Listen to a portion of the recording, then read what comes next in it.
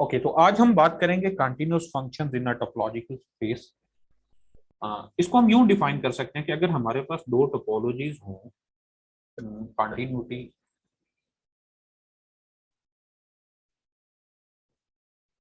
Continuous function. For example हमारे पास दो topological spaces हैं, एक है x विद द टोपोलॉजी टार और एक और टोपोलॉजिकल स्पेस है y विद द टोपोलॉजी, क्योंकि उसके लिए टोपोलॉजी डिफरेंट है, उसको हम टार स्टेरिक कहते हैं। सेम भी हो सकती हैं, तो हम एक फंक्शन डिफाइन करते हैं f जो सेट x से y की तरफ है। देखिए यहाँ पर ये सेट x होगा, यहाँ पर हमारे पास दूसरा सेट y है। हम एक फंक्शन डिफाइन कर रहे हैं f जो कि सेट x से सेट y की तरफ है। ओके, अच्छा, अब सेट x के अंदर जो है वो कुछ ओपन सेट्स हैं, उसके सबसेट्स हैं। इसी तरह y पर भी एक टोपोलॉजी है, इसका मतलब यह है कि y के कुछ ऐसे सबसेट्स हैं जो कि ओपन हैं इन y। हम ये कह सकते हैं कि ये जो फंक्शन f है, दिस इज कंटिन्यूअस इफ। अब क्राइटेरिया क्या है कि यहाँ सेट y के अंदर अगर हम कोई सा भी एक ओपन सेट लें, कोई भी ओपन सेट लें, फॉर एग्जांपल हम इसको कह देते हैं h जो है ये एक ओपन सबसेट है y का। इसका मतलब ये है कि h बिलोंग करता है टार स्टेरिक में। अगर इसका जो इनवर्स इमेज है,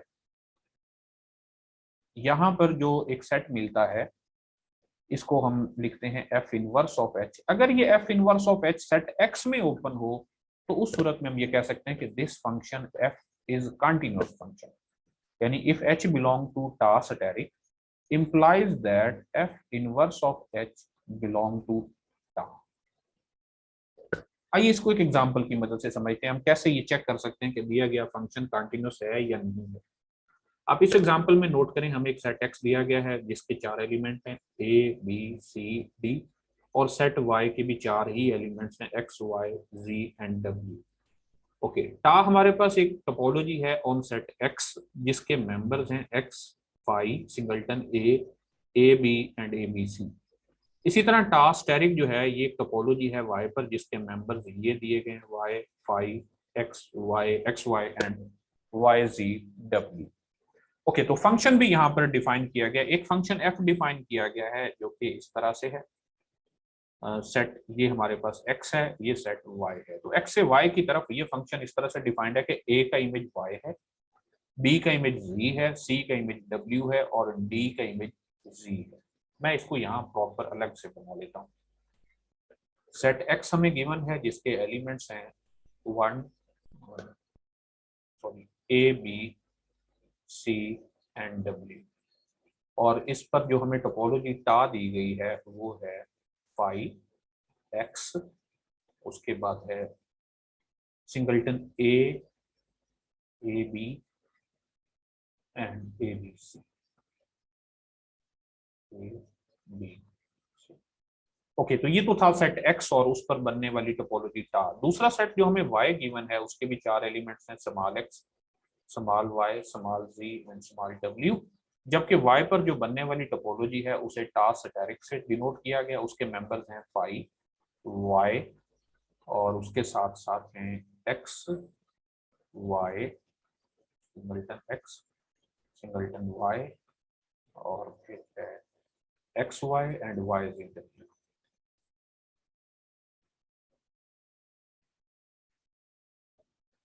ओके, अब इसे जरा गौर से समझिएगा कि कैसे हम ये कंटिन्यूअस फंक्शन की बात कर सकते हैं। फंक्शन f लिया गया है जो कि सेट x से सेट y की तरफ ये डिफाइन कर दिया गया है। इसके एलिमेंट्स हैं सेट x के मेंबर्स हैं a b c d और y के मेंबर्स हैं x y z and w। और फंक्शन किस तरह से डिफाइन किया गया कि a का इमेज y है, a का इमेज y है, b का इमेज z है, c का इमेज w है और d का इमेज भी c। अब डिस्कस ये करना है कि क्या ये वाला फंक्शन कंटिन्यूअस है या नहीं है। कैसे हम ये चेक कर सकते हैं? तो कंटिन्यूअस फंक्शन की जो डेफिनेशन है वो ये है कि if h belong to tau asterisk then this should imply f inverse of h also belong to tau. अगर ऐसा होगा तो हम कहेंगे कि ये वाला फंक्शन कंटिन्यूअस है, अदरवाइज ये डिसकंटिन्यूअस कहलाएगा। अच्छा, तो पहले हम ये देखते हैं कि क्या पॉसिबिलिटीज हो सकती हैं एच के लिए। हम ओपन सेट्स देखते हैं जो कि वाई में, ओपन सेट्स इन वाई कौन कौन से हैं। एक फाई है, एक वाई है, एक सिंगलटन एक्स है, एक सिंगलटन वाई है, और फिर दो और सेट्स हैं, एक एक्स वाई, और एक के मेंबर्स हैं वाई जी डब्ल्यू। अब देखना ये है कि इन तमाम के इनवर्स इमेजेस क्या है। अगर इन तमाम के इनवर्स इमेजेस भी ओपन होंगे एक्स में, तो हम कह सकेंगे कि ये वाला फंक्शन कंटिन्यूस है। जरा देखें what is F inverse of phi. F inverse of phi से मुराद सेट एक्स के वो वाले एलिमेंट्स जिनका इमेज फाई में है। तो ऐसा कोई भी एलिमेंट नहीं है जिसका इमेज फाई में है। It means that F inverse of phi that is equal to phi. अच्छा, अब इस दूसरे ओपन सेट का इनवर्स इमेज चेक करते हैं। What is F inverse of Y. F inverse of Y से मुराद सेट एक्स के वो वाले एलिमेंट्स जिनका इमेज सेट वाई में मौजूद है। तो आप देख सकते हैं कि सेट एक्स के तमाम एलिमेंट्स का इमेज सेट वाई में मौजूद है, तो इसलिए हम ये कह सकते हैं कि that is equal to X. Okay, अब तीसरा ओपन सेट चुनते हैं, F inverse of singleton X. तो सिंगलटन एक्स का जो इनवर्स इमेज है, आप देखें कि ये रहा एक्स, और एक्स का जो इनवर्स इमेज है वो कोई भी नहीं है। सेट एक्स में ऐसा कोई भी एलिमेंट नहीं है जिसका इमेज एक्स हो। इसका मतलब ये है कि F inverse of singleton X जो है वो एम्प्टी सेट है फाई। ओके, अब नेक्स्ट ओपन सेट देखें, Y, F inverse of singleton Y. तो ऐसे कौन कौन से एक्स के एलिमेंट्स हैं जिनका इमेज इस सेट वाई में मौजूद हो।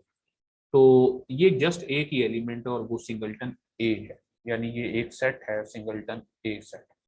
इसी तरह नेक्स्ट ओपन सेट लें, X Y, F inverse of open set X Y. इसका मतलब यह है कि ऐसे वो वाले एलिमेंट्स चुने जाएं जो सेट एक्स में हैं और जिनका इमेज इस सेट में मौजूद है। तो एक्स और वाई के लिए देखें, एक्स के लिए प्री इमेज कोई नहीं है, लेकिन वाई का प्री इमेज जस्ट सिंगलटन ए है। तो हम ये कह सकते हैं कि इसका इनवर्स इमेज सिंगलटन ए है। और लास्ट सेट का भी इनवर्स इमेज फाइंड करते हैं जो कि वाई वी डब्ल्यू है। इसका मतलब यह है कि सेट एक्स के वो वाले एलिमेंट लिखे जाएं जिनका इमेज या वाई है या जी है या डब्ल्यू है। तो वाई, जी और डब्ल्यू के इनवर्स इमेजेस ए, बी, सी और डी, ये चारों एलिमेंट्स हैं और जो कि सेट एक्स है। अच्छा, तो आप देखें कि हर ओपन सेट का हमने इनवर्स इमेज मालूम किया। ओके, फाइव हमें पता है कि ये टा में मौजूद है, एक्स भी टा में मौजूद है, ये एक्स भी टा में मौजूद है, ये फाइव भी टा में मौजूद है। सिंगलटन ए को भी चेक कर लेते हैं। आप देखें कि singleton A is also open in X, so this belong to tau and this also belong to tau. तो हमने ये नोटिस किया कि हर ओपन सेट का इनवर्स इमेज भी ओपन है। तो इसलिए हम ये कह सकते हैं कि so this function F is continuous. अच्छा, इसी तरह इस बुक में एक और एग्जांपल भी दी गई है, वो भी हम ड्रा कर लेते हैं। ए बी सी डी के इमेजेस हैं एक्स, जी एंड डब्ल्यू।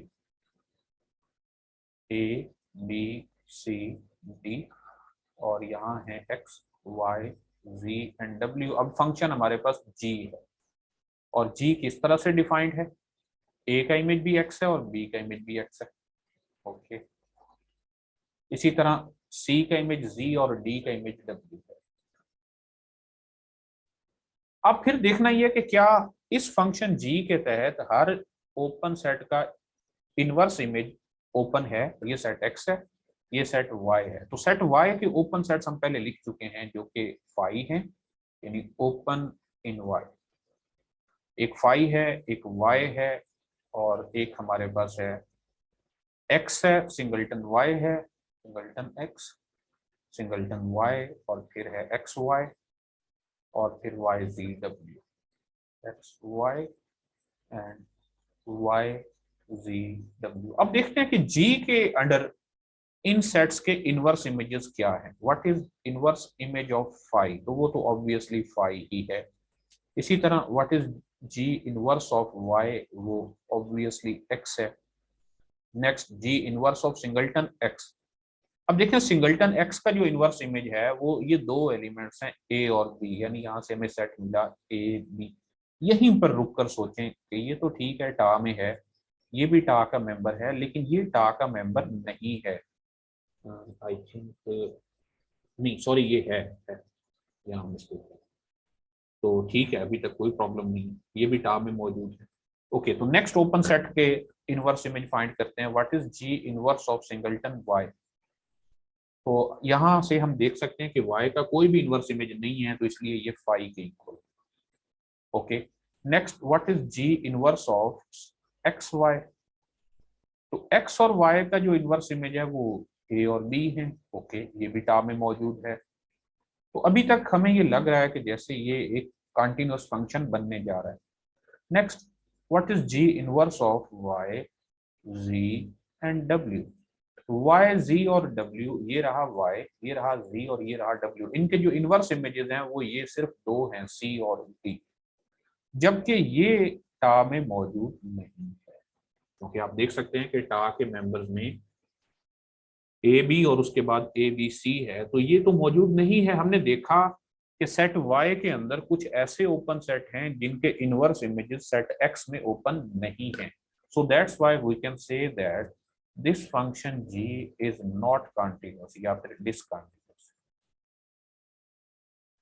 तो ये दो एग्जांपल्स करने का असल मकसद सिर्फ यही था कि ये थोड़ी सी क्लैरिटी हो जाए कि इनवर्स इमेज से क्या मुराद। ओके, नेक्स्ट हमारे पास एक एग्जांपल है कि अगर हमारे पास पहली स्पेस यानी सेट एक्स जो है वो एक डिस्क्रीट स्पेस हो और दूसरी कोई भी स्पेस हो और हम कोई भी फंक्शन डिफाइन करें तो वो एक कंटीन्यूअस फंक्शन होगा। हम ये डिस्कस कर रहे हैं कि let f from x to y be any function, कोई भी फंक्शन। अब यहाँ ये जो एक्स है ये एक डिस्क्रीट स्पेस है। डिस्क्रीट स्पेस है, इसका मतलब ये है कि इसका हर सेट ओपन सेट है। Every subset of x is open.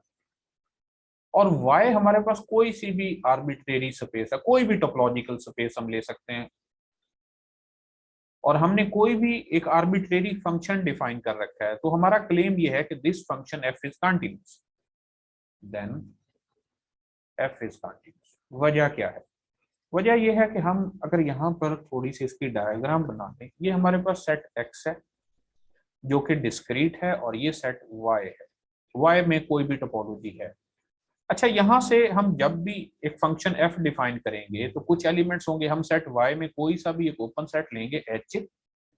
Okay, h का एक इनवर्स इमेज होगा जो कि सेट x में मौजूद होगा, और x के अंदर जो वो सेट होगा f inverse of h, obviously वो सबसेट ऑफ x होगा। और हम तो ये कह चुके हैं कि सेट x का हर सबसेट ओपन है, तो इट मींस दैट y के अंदर कोई भी ओपन सेट लिया जाए उसका इनवर्स इमेज जब x के अंदर होगा तो वो भी ओपन होगा। तो इसलिए हम ये कह सकते हैं कि every function f from a discrete space to any other space is a continuous function.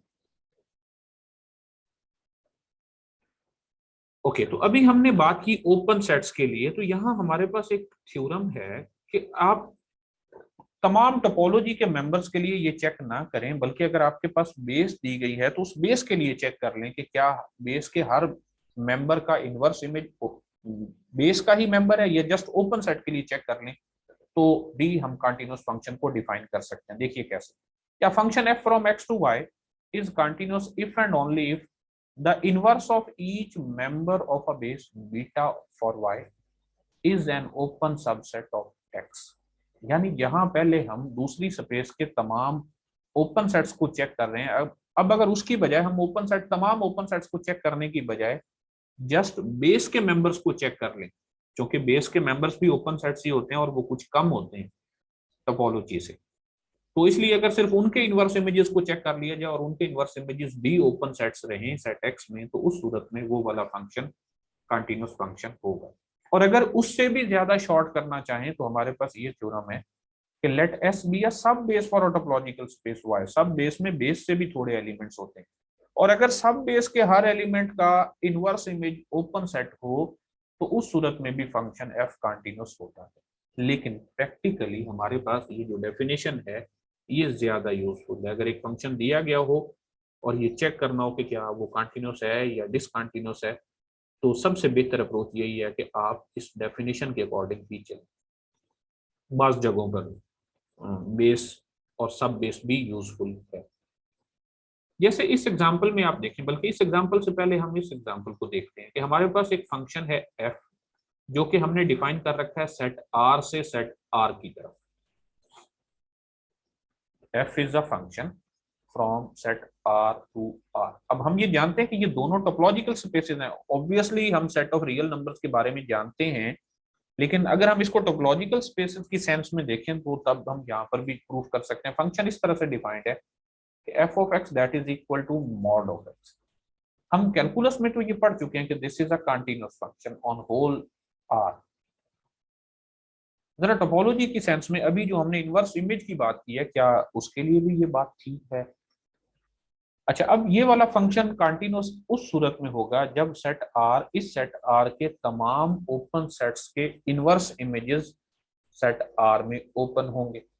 या फिर जो दूसरा रिजल्ट हमने पढ़ा है कि बेस के तमाम मेंबर्स के इनवर्स इमेजेस अगर ओपन सेट्स हों तो उस सूरत में भी फंक्शन कंटीन्यूअस होता है। तो आप देखें कि ये सेट R है, ये भी सेट R है। ओके, हम तमाम ओपन सेट्स की बजाय यहाँ पर बेस के मेंबर्स की बात करेंगे। बेस मेंबर्स या members of the base.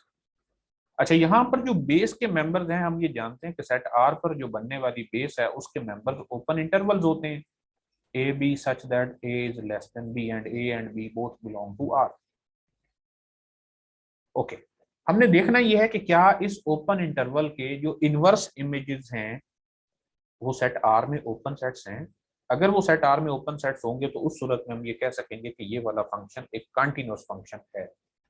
Okay, जरा इसको डायग्राम की मदद से देखते हैं कि हम अब इन्हीं सेट आर को अलोंग एक्स एक्सिस और अलोंग वाई एक्सिस ले जाते हैं। ये रहा एक्स एक्सिस और ये रहा वाई एक्सिस।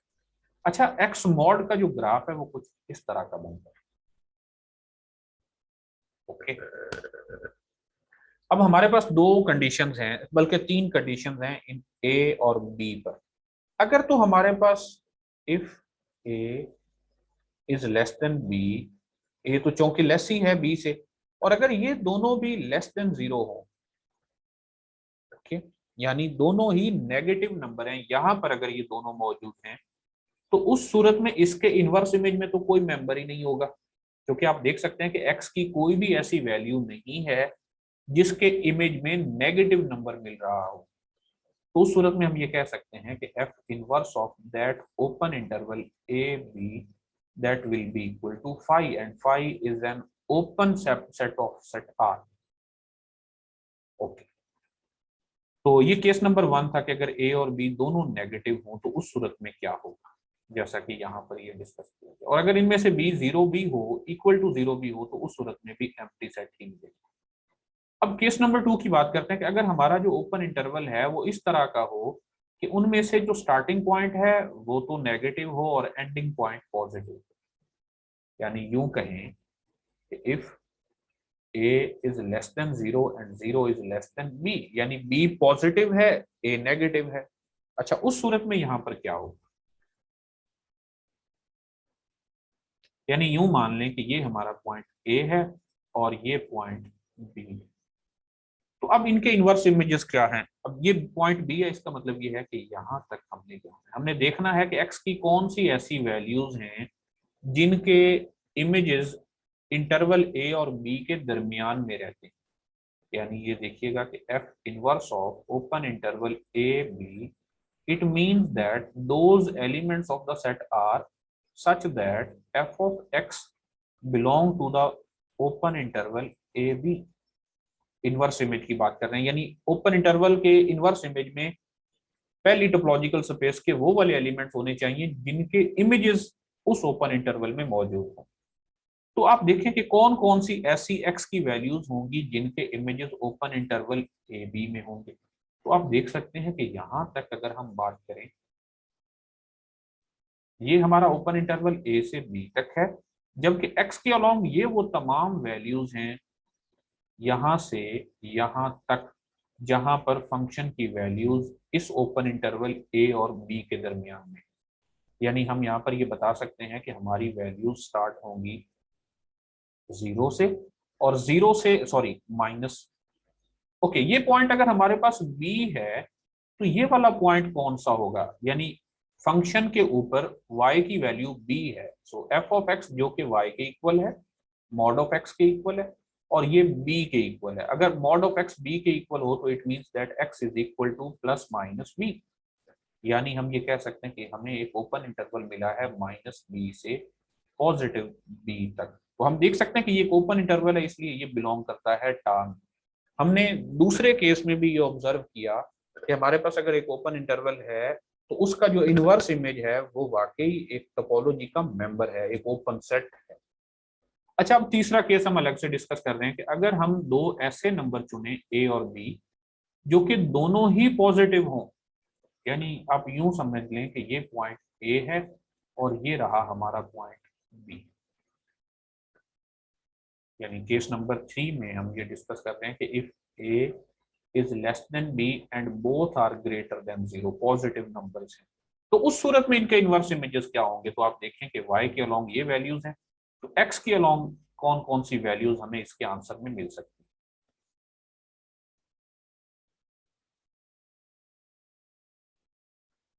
ओके, तो यहाँ डायग्राम से भी नजर आ रहा है कि ये वैल्यूज जो हैं यहाँ से ऑनवर्ड और इससे पहले पहले,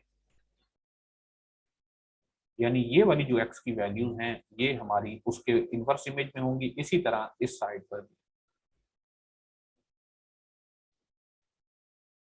ये जरा एग्जैक्ट नहीं बना ग्राफ, इस वजह से थोड़ी सी आपको नजर आ रहा होगा।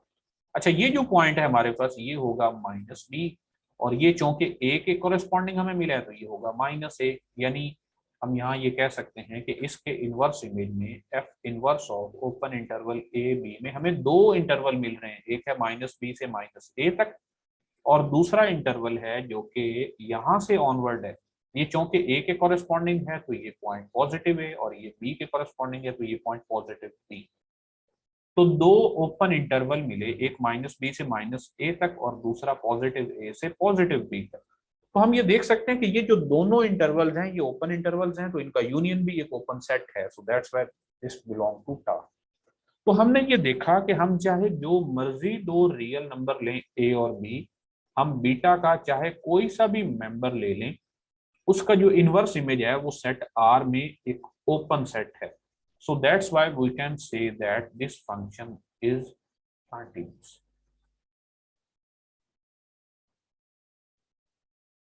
ओके, तो इसी को देखते हुए ये एग्जांपल भी आप टैकल कर सकते हैं कि एक फंक्शन दिया गया है जो कि प्रोजेक्शन है। प्रोजेक्शन से मुराद ये है कि दो एलिमेंट्स जो कि ऑर्डर पेयर की फॉर्म में है उनका जो इनवर्स, सॉरी ये एक इंटरवल है, हाँ ठीक है, ऑर्डर्ड पेयर की फॉर्म में अगर एक आप दो एलिमेंट लेते हैं एक्स और वाई, तो उनका जो इमेज है वो उनमें से कोई एक हो, या एक्स हो या फिर वाई हो, यानी फंक्शन यहाँ पर जो पाई है इसे प्रोजेक्शन की वजह से पाई से डिनोट किया गया। ये सेट आर स्क्वायर से आर की तरफ है। अब इसके कॉरेस्पॉन्डिंग इन्होंने ऑर्डर्ड पेयर को यूं लिखा है ताकि इंटरवल के साथ मिक्स ना हो, इस तरह से। सो ए बी अगर आपके पास एक ऑर्डर्ड पेयर है तो इसका जो इमेज है वो ए भी हो सकता है, बी भी हो सकता है। इन्होंने एक्स और वाई लिखा है तो हम एक्स और वाई कर देते हैं, तो इन्होंने वाई लिखा है, इसका मतलब ये है कि इसका जो प्रोजेक्शन है ये वाई एक्सिस पर है मुकम्मल। तो सेम पैटर्न से जैसे हमने इसको समझा 1.5 एग्जांपल को आप यहाँ पर देख सकते हैं कि सेट आर में से आप कोई सा भी एक ओपन इंटरवल लेंगे तो जो उसका इनवर्स इमेज होगा आर स्क्वायर में वो हमें इस तरह की एक स्ट्रिप मिलेगी जो कि ओपन सेट है आर स्क्वायर में। क्योंकि हम ये देख सकते हैं कि इसके अंदर कोई सा भी एक पॉइंट लें तो उसके गिर्द हम एक छोटी सी बॉल बना सकते हैं। तो इसलिए हम ये कह सकते हैं कि ये जो फंक्शन है, जो प्रोजेक्शन है, basically this is an this is a continuous function.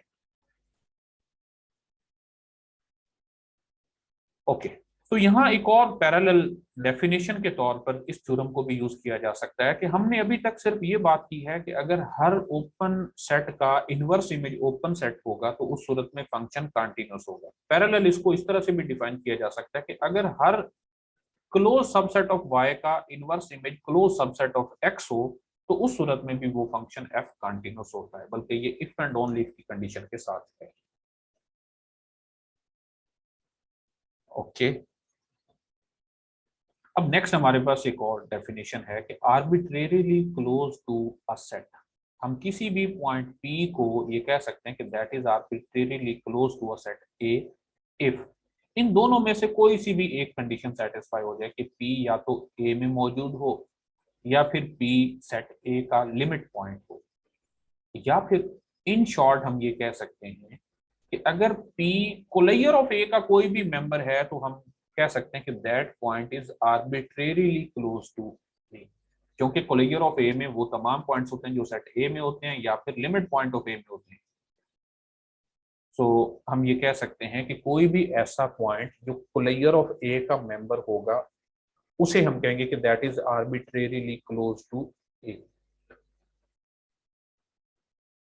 Okay, तो यहाँ ये डिफाइन करने का असल मकसद ये था कि continuous functions can also be characterized as those functions which preserve arbitrarily closeness, यानी कि यूं कहें कि एक फंक्शन f जो है वो कंटीन्यूअस उस सूरत में होगा अगर ये कंडीशन सेटिस्फाई हो कि f of a closure is subset of f of a whole closure, या फिर आप इसको इस तरह से भी लिख सकते हैं कि अगर कोई सा एक पॉइंट p सेट A के कोलेयर में पाया जाए तो उसका जो इमेज है वो f ऑफ A के कोलेयर में पाया जाए, तो उस सूरत में ये फंक्शन कंटीन्यूअस होता है।